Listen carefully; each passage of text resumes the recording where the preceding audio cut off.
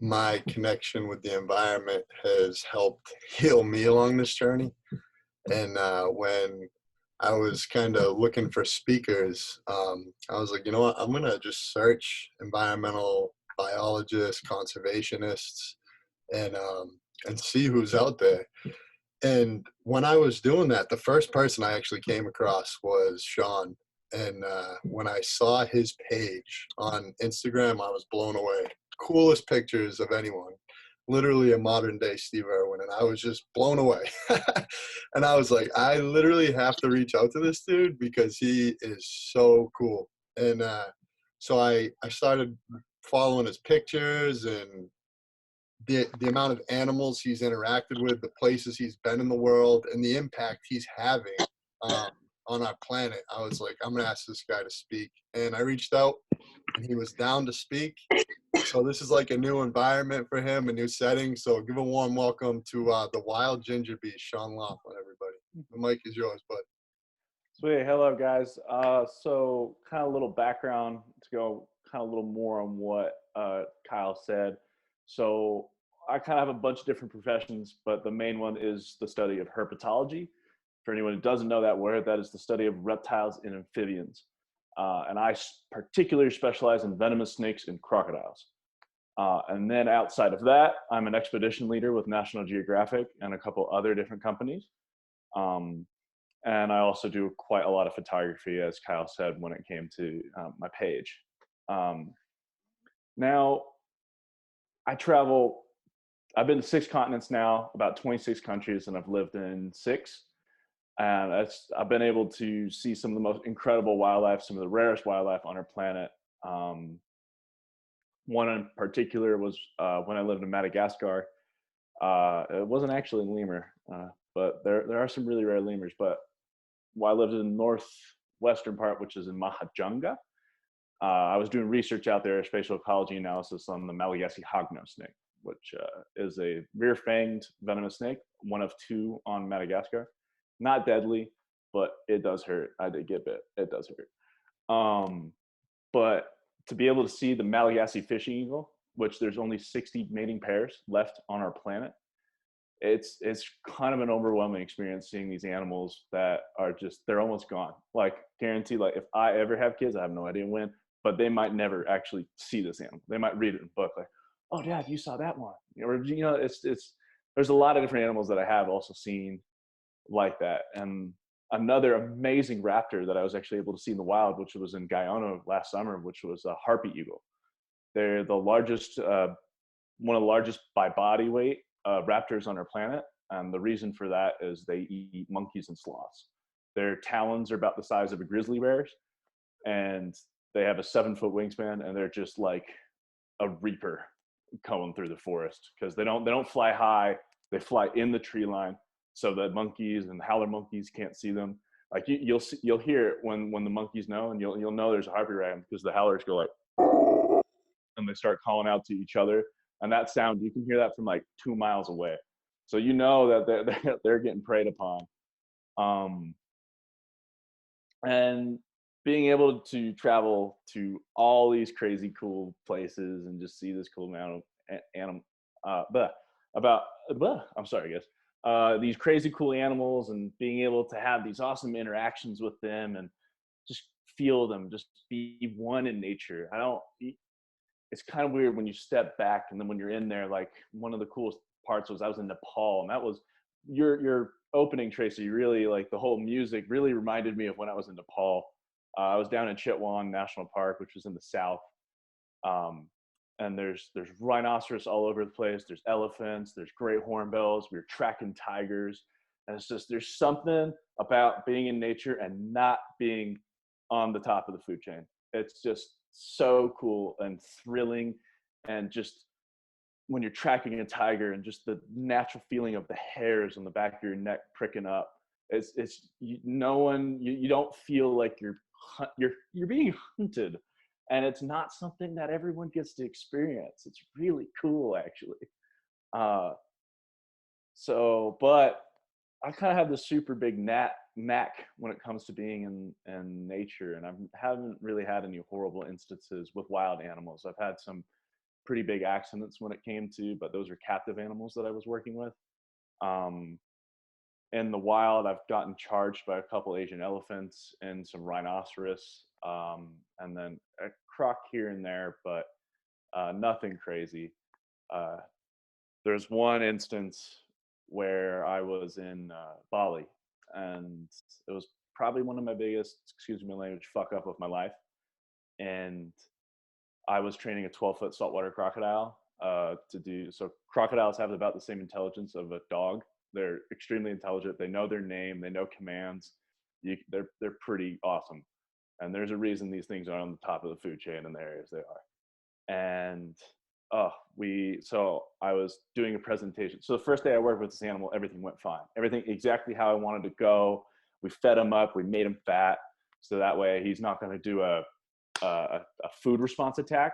Like, you never want that happening when it comes to crocs, because they're very instinct heavy, but they're also still intelligent. But instincts will overrule that compassion, I guess, when it comes from them. And I'm looking at its back and I'm presenting to an audience, talking about how cool these animals, how powerful they are. And I kind of point down at it, and just right when I pointed down, took my eyes off his head, he flipped around like faster than I can any imagine. And I slipped on a rock. He swiped my leg, grabbed my pants, flung me in front of him. And then so a guy actually in the audience passed out because he heard my pants ripping, and he thought that was my leg being ripped off. So I'm sitting there on the ground, like in the classic MMA stance when you're on the ground, and I'm in his mouth.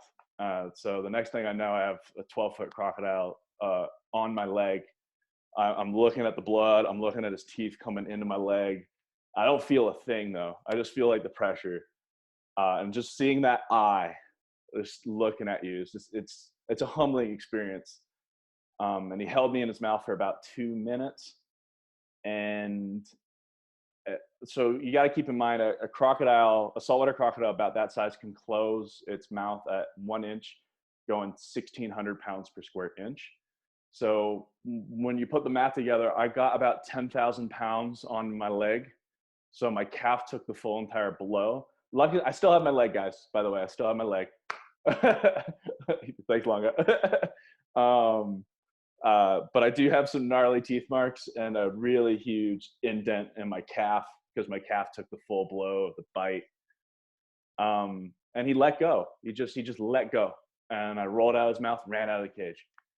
And the croc's still alive. He's still awesome. And next time in Bali, I cannot wait to work with him again. And that's the first thing I said when I came out there. It's like, nothing happens to this animal. That was my fault, all my fault. So, it's never going to happen again, because I really learned a lot from that day. And it was a very big check, an ego check for me. I definitely had a big ego before that, kind of still do. But that day was a very humbling experience, and it's really made me kind of who I am. It was about 3 years ago too. It was pretty crazy. And the bite did hurt, but the hour afterwards was the worst part, because you could physically see the bacteria infection just crawling through my blood veins. Like, my blood started to turn black around the bite wound, like under the leg. You can see like it going, and that was excruciating, really painful. But everything went fine. I was able to run 3 weeks afterwards and doing 5Ks again. So it was pretty cool. But yeah, I wanted to share that with you guys, because that was a really cool experience. Gosh, where else? I'm kind of all over the place. Sorry. Now, when it comes to healing and hanging out and just nature in general, I advise you all, if you ever want to take the chance to visit the Amazon, there's no forest, there's no ecosystem I've ever been in that's just, the trees are hundreds of feet tall. There's sounds 24/7. It's just so, I'm not a very spiritual person by any means, or I'm pretty scientific heavy, pretty logic and when it comes to that. But there's just something about being out there, like, this is nature. This is right. This is cool. This is what life is. This is what it means to be inhuman. Because we were also hanging out with the Amerindian people, the indigenous culture there. And it was just mind blowing to see these guys that are like 5 foot tall, just rock one of the most hostile ecosystems on our planet. So, yeah. Was that good, Kyle? Yeah, no, that was fantastic. So I just want you to know we have it. One really cool comment came in over the chat line, and I'm sure Yeah. you probably get this a lot, but it said, "My Tori, 8 years old, is listening," and she said, "Mommy, I have to meet this man. I want to be like him when I get older. Such an amazing service you have done for our animals and planet, Sean. Thank you is simply not enough." Thank you so much, guys. That's what I do, and that's kind of one of the reasons I started the whole Instagram was I think snakes are probably one of the most demonized animals when it across the board, across the world, all different cultures. And this is a little bit more of what I do and the snake in the herpetology world. So we're looking at in Thailand, I was looking at the spatial ecology analysis, and spatial ecology is seeing how animal moves through its environment. So we grabbed snakes, we surgically implanted radio transmitters under their rib cage, and then we sewed them back up and released them. And that way I can use radio telemetry equipment to kind of ping where the snake is. And I followed the snakes all day long for about 7 straight months. Now, the king cobras are the largest venomous snake, reaching 18 feet long. They're huge. I've had them stare me in the face. I'm just under 6 foot. They are massive animals, and they're about softball thick. But they're also straight venomous, arboreal, Tourette. Like, they're just the craziest, coolest snakes ever. But one of the huge problems is these snakes were going in urban environments and getting hacked to death. And they're actually keystone species. So anyone who's never heard what a keystone species is, this is an animal that essentially rules the ecosystem. They are the health, the stamina of that environment. They're controlling the population. They're weeding out the sick. They're doing all that kind of stuff.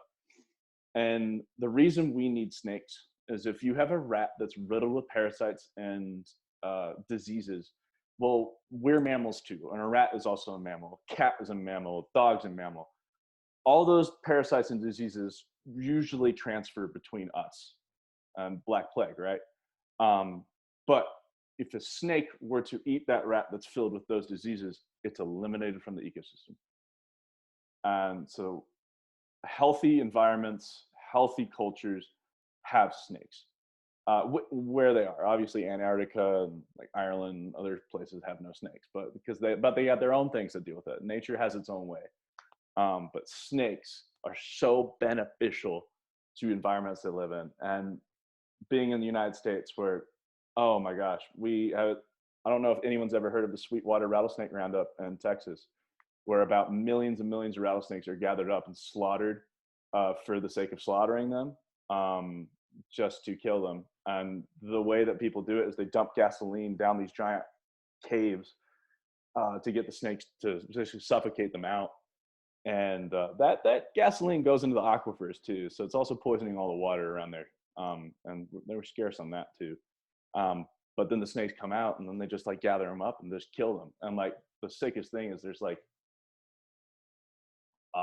this wall, a big giant white wall, and all the people that kill the snakes put their hands in the blood and then on the wall. It's just sick. And that's just kind of the stuff that one of the reasons I created my page is I want to show some of the most hated animals on our planet in a beautiful way. And I think with my passion and enthusiasm, when I teach about these animals, when I'm interacting with these animals, I'm showing they're not dangerous. I'm showing they're not scary. They're actually amazing. They're gorgeous. The colors. And that's what I'm trying to get across. And that's that's why I do what I do. That's why I live. And that's why I breathe, is to give the animals that are unloved the attention that they deserve, because they deserve it just as much as the cute and fluffy things. That's a beautiful thing, man. And that was very well said. Could you speak a little bit about where that came from, like in you? Yeah, absolutely, man. So when I was a kid, so I was born in Sugar Land, Texas. But I immediately moved to Cozumel, Mexico. That's where my parents met. I grew up in Mexico. So one of the coolest things was have two huge keystone species in my backyard all the time, transitioning from Texas to Cozumel. I had American crocodiles in Cozumel, and I had American alligators in Texas. And then throughout those, there were snakes all over the place. But my grandfather, a huge guy, he's done like 2 big years, and that's where you go around the United States and count as many birds as you can. He used to breed snakes, garter snakes, all sorts of different garter snake morphs. Just being a kid and just reaching into the tank and like pulling up like 6 garter snakes and stuff was just so cool.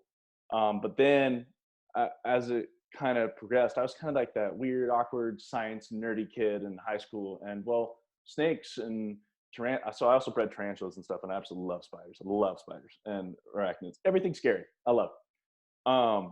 So it was just kind of being the weird, awkward kid. And hey, these animals are also unloved and weird and stuff like that. So it's just, there was a mutual connection there. And now it's cool. So that's what I love, showing that. And that's kind of where that love really happened, being able to just go in nature. And that's one of the biggest things that I try to do with my outdoor education jobs is I take children around the world or, advice in the United States, outdoors, get their hands dirty, get dirty, get mucky. And you just, God, you got to do it. You got to do outdoor education. That was awesome. And, I know you said you're not spiritual, but so a lot of us are. And it's interesting because there's so much like separation and division in our world amongst humans. Yeah. And it's like we're working our best to try to break that down and see everyone as our brothers from a whole perspective. And to take that a step further and see everything as your brother, everything, wholeness everywhere is a healthy perspective. And I love the fact that that's a really important role on our planet is to, to have people like you to break down these walls about how we're viewing things that are so critical to our entire ecosystem. So well done, man. Keep it up. and I'd like to say, what the whole, I guess me being not spiritual might also have kind of a benefit where people coming in, because maybe they see the spiritual side, like, oh, it's kind of a hippie thing. I'm not into that. But they see someone who's not, maybe but who's still appreciating, who's still sharing, who's still there. Like, I don't care what you do, as long as you give a shit about nature, honestly, and take care of this bloody planet, because we got one. Well, what's funny is that my whole life, I actually thought I wasn't spiritual. And I'm an environmental scientist too. Yeah. And when I came across this place that told me I could believe in whatever I wanted, I just made the environment my spirituality. And then I was like, oh my God, now I am spiritual. So it was kind of like, all right, maybe I did have a love that was providing me a little strength all along. And you might have that without even knowing it. It just might be called a different thing, Exactly. Yeah. So what we do now is we open it up to our collective for questions. I'm sure people absolutely want to ask away. So if anyone has a question, just either unmute or raise your hand, whatever you want to do. Let's see what we got here.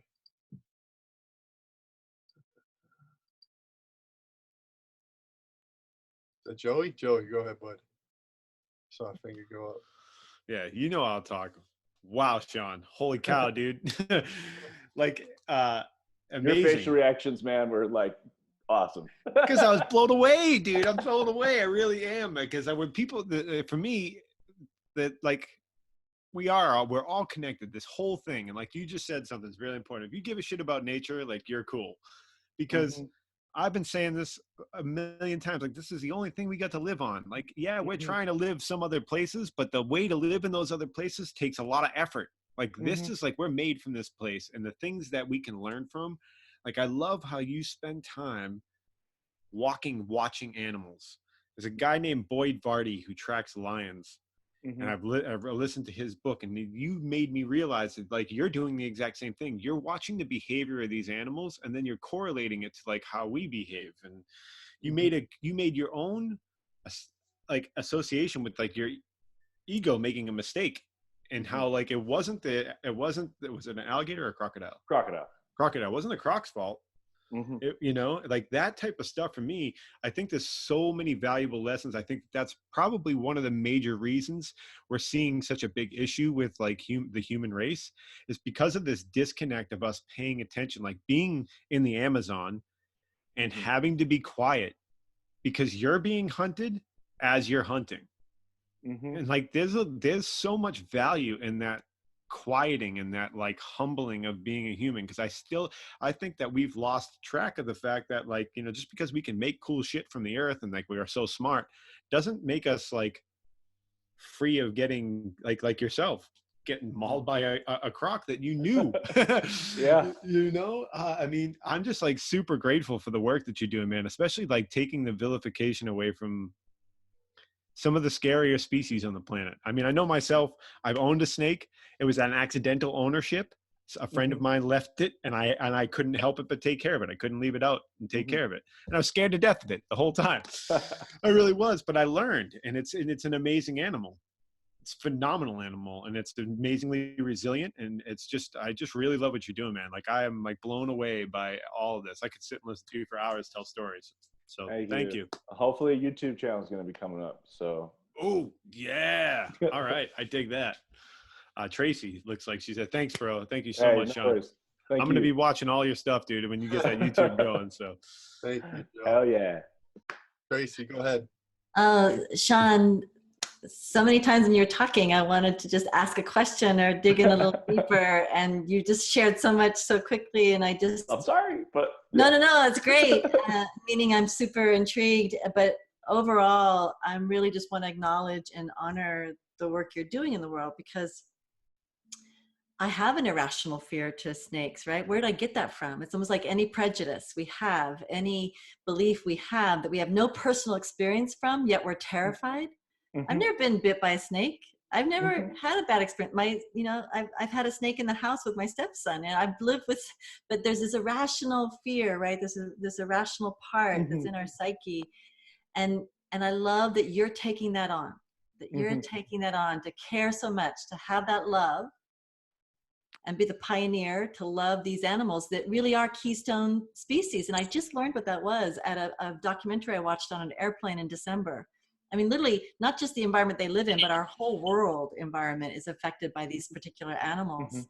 And so I love that you have all this knowledge to share, their importance in the world to us, to help us overcome our irrational behaviors and fears.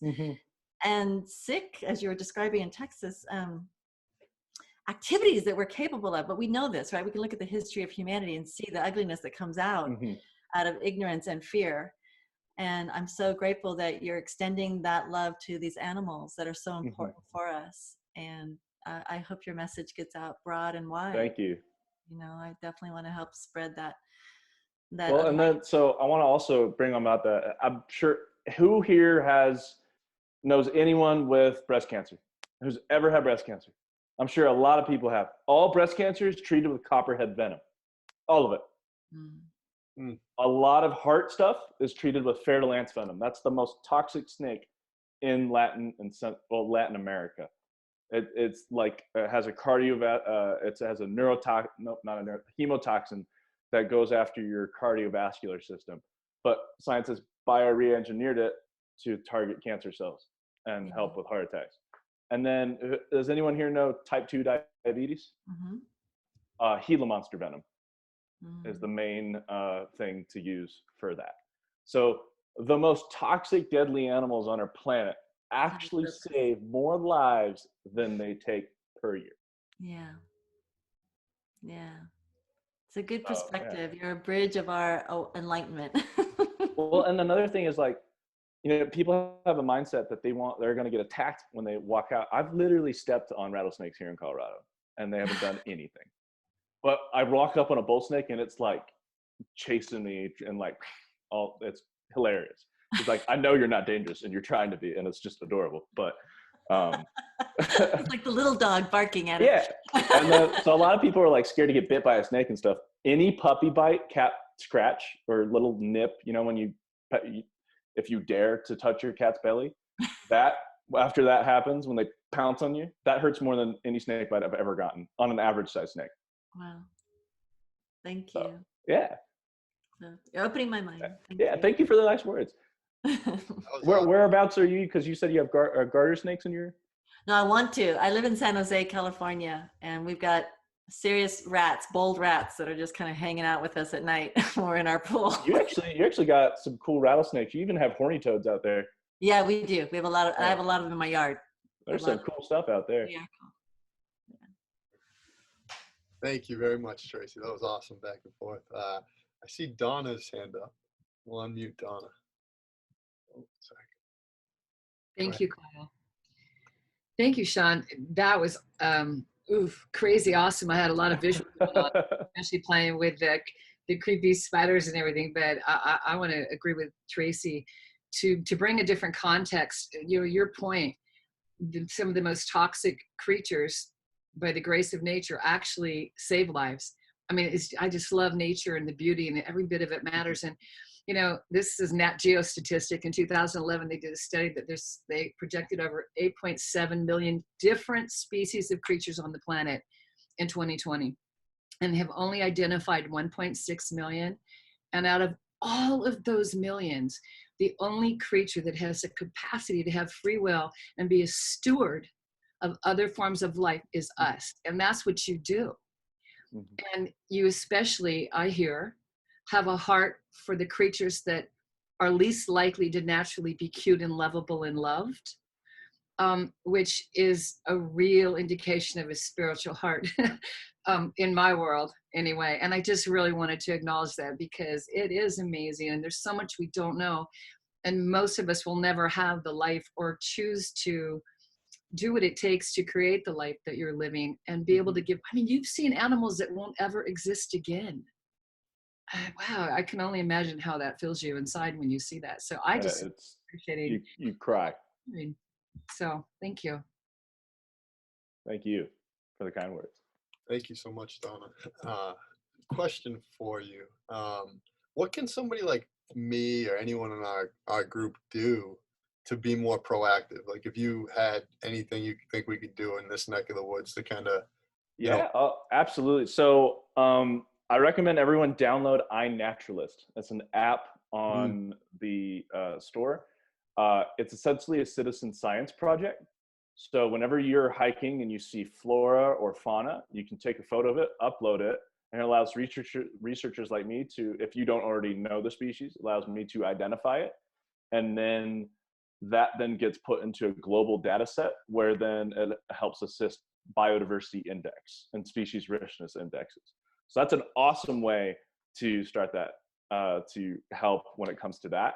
Because then that's how, like, for example, there's been species, I don't know a particular species, but there has been species where they thought that were endangered and now they're not, because of this whole group of people over here in this one sector, a different county, have been finding a bunch, you know? So it just kind of, it's weird, but allows, because scientists can only do so much. We're not a lot, we're far few. So one of the biggest things is getting the public, like you guys, invested in our thing. And another huge thing, travel.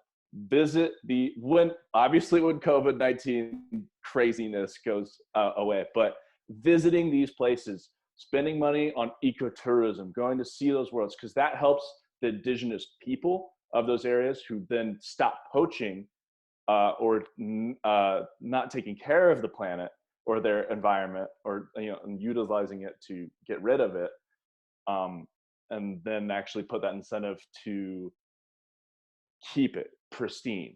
And that was kind of a crazy thing in Guyana that absolutely blew my mind, because there's a whole logging operation that happens out there in the protected forest, but they do it so well that it's actually healthy to the forest. And we have seen no decline in the amount of species around that area. So it's winning. Both sides are winning. And like Madagascar, for example, is probably the most, not neglected, there's a word, but it's the most, just everyone uses it, and everyone, like, they're forced, like 10% of the forests are left. The whole entire country is almost gone when it comes to natural areas. And if the more people we get out there to start showing that they care, then the more those people actually see that here's an opportunity and a whole nother thing to start funding and keeping those forests pristine, not logging and clear cutting, and not the beef cattle industry. Also, voting also really helps a lot too.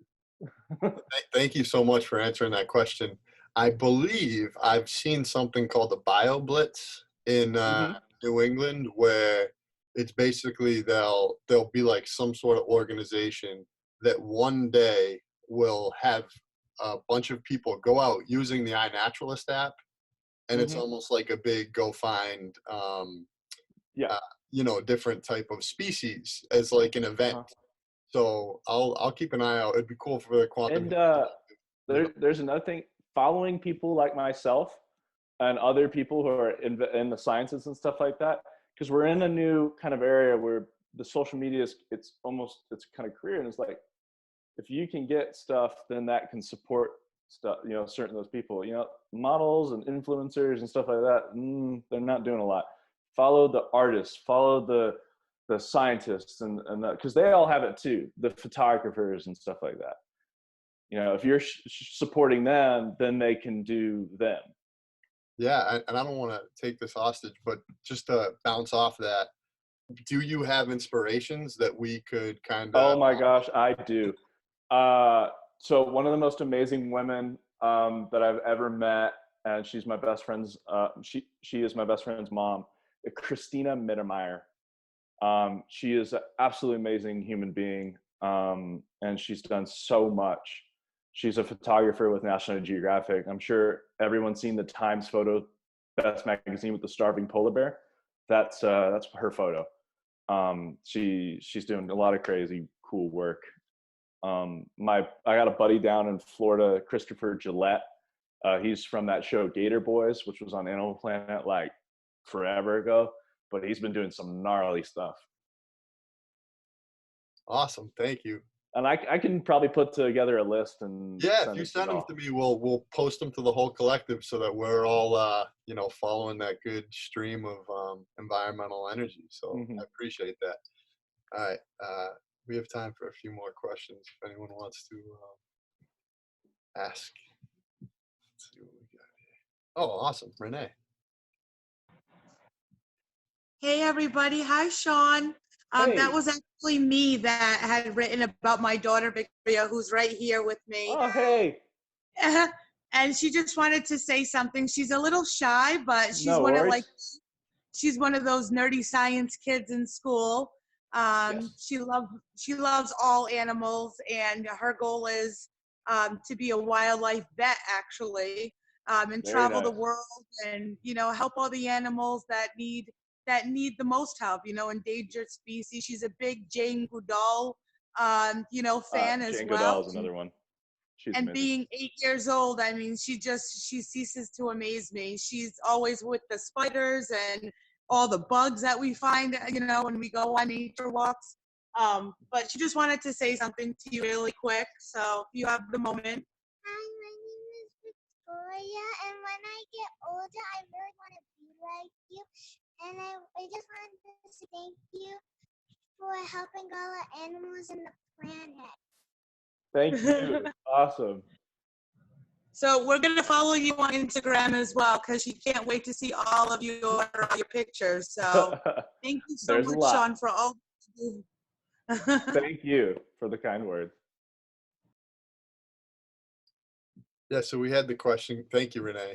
And thank you, Renee's daughter. We had a question come in. How can we follow you? Like, where's like across the board? How can we kind of? So my Instagram is the Wild Ginger Beast. It is across the board, the Wild Ginger Beast. I haven't really been working on my blog because I've been really busy. That's also my website too. I'm gonna start creating like stickers of my photographs and stuff like that. So I'm gonna start expanding when it comes to that kind of stuff. So that's where it is. The Instagram is kind of that's what I'm doing the most and have the most time put in as of now. And then it'll start going once I start traveling again and stuff, the other stuff. All right, everybody, go follow the wild ginger beast. I already do. It's definitely worth it. All right, who else has a question? The wild ginger beast. So you The got wild the is, yeah. All right, let's see if we have anyone else. Because there's only one. Yeah.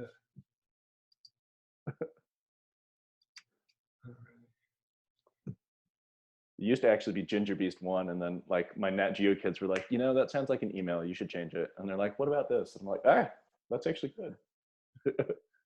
Oh, awesome. We have Betty's hands up. Go ahead, Betty. There you go. Hi, I'm with Renee's daughter. Thank you so much for taking care of the animals. People don't understand that there really is a circle of life that goes on with but anyway, what part of the Amazon jungle were you in? So I've been in 2 different sections. So probably the most easily accessed and the most affordable for like backpacking and seeing that is Ecuador and Peru. Their ecotourism is amazing. And that's upper Amazon. And I was in Peru in the Madre de Dios region. Me too. I was too. Oh, awesome. Yeah, I was there for a month. Yeah. Oh, were you at Secret by any chance?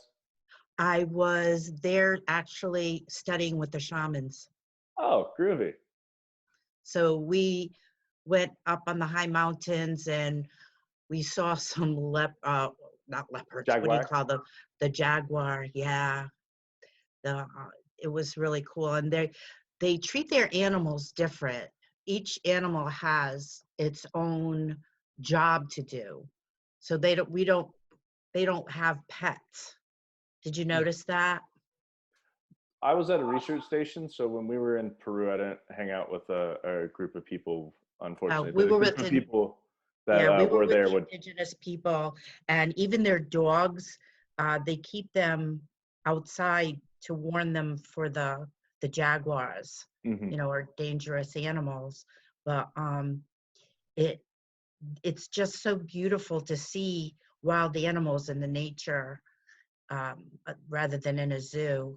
We even got to see condors, and they're amazing. And I never realized that raptors are good in getting rid of rats and snakes, poisonous, but Yeah. thank you so much. Yeah, thank you. Exciting life. Thank you.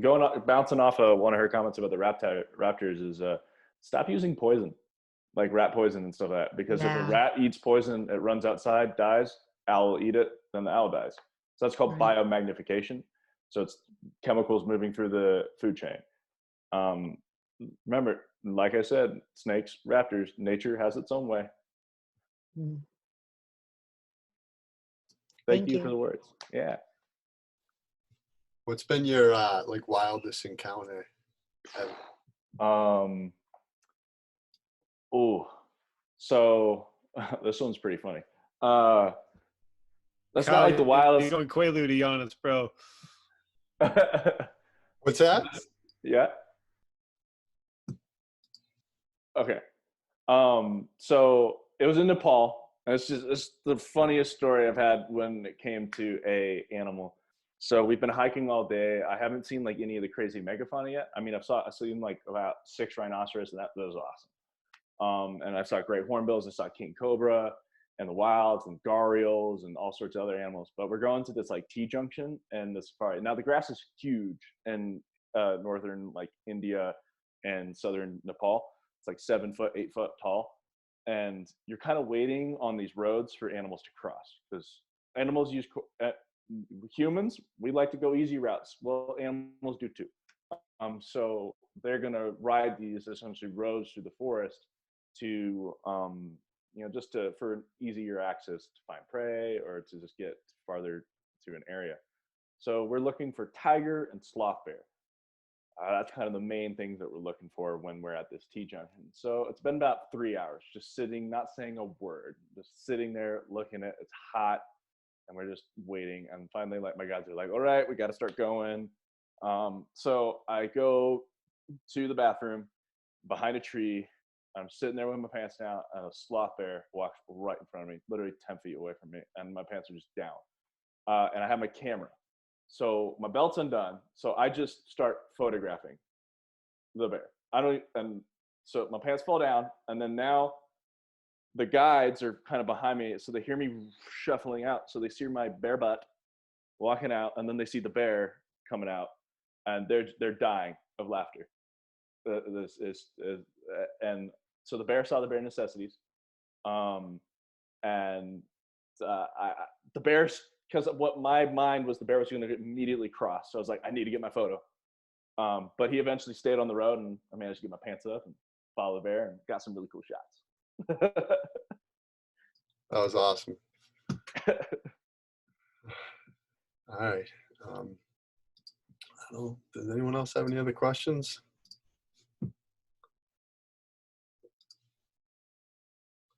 Joe, do you have another one? No? You good? All right. I just want to apologize for piping in there for a second. Oh, no worries, dude. My computer was freezing, and there's a joke when Kyle's computer starts getting all slow. We say he gets starting all Quaalude on us. So I was about to tell him that he was doing it, but it was my computer. So I'm sorry. Don't listen to me. Too many hours in the sun today. You ate the Quaaludes this time, buddy. I guess so. I don't know. All right. So is Kristen here? We'll have Kristen read our. I actually don't think she is, bro. Oh no. Does anyone have the closing? I do somewhere. Hold on. Oh, dude, you might have to send it to me. It's all right. I think what we can do is we can just kind of all, if we all just kind of close our eyes and take a minute and just send up some love for all those that are awakening at this special time. Hope that they find, the hope, the light that they need. And if anyone else wants to add anything for the prayer, that's okay. But yeah, man, I think we should send out some love to our planet and hope that people see our synergistic relationship with everything, that the circle of life, as it's called, see how it all works together. Because people like Sean are awakening the culture to this. So if we can spread the word too, let's do it together. That's right. And let's add our appreciation and compassion, like Sean is, for the animals that are unwanted and feared, and for the people that are unwanted and feared. Let's just raise our awareness for how we all have a place. We can all get there when we meet in the heart.